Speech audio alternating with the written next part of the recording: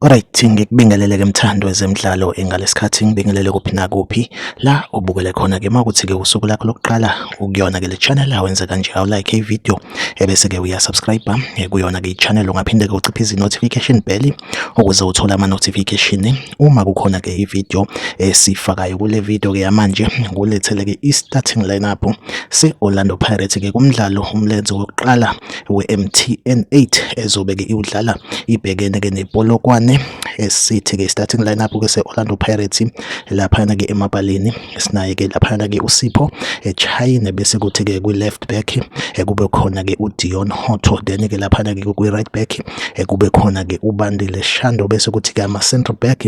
kube uyena-ke laphana-ke uNkosinathi Sibisi kanjalo-ke noMbekezeli Mbokazi bese kuthi-ke laphana-ke eswini laphaya eswini-ke impela laphana-ke indeshini khona-ke uSihle Ndoli bese kuba uSipho Mbule bese kuthi-ke laphana-ke i-left winger kube uRelebohile Mofokeng, then-ke i-right winger kube u-Oswin Apolisi, then-ke umuntu-ke esikadla ngaye uyena-ke uBoy Tumelo right ubane-ke isona starting lineup i-Orlando Pirates ezosebenzisa kuyona-ke i-first 11 ekona-ke umdlalo we-MTN 8 versus iPolokwane City. Like ivideo, subscribe kwi-channel, mina nawe asihlangabezane kwivideo elandelayo. Nisale kahle.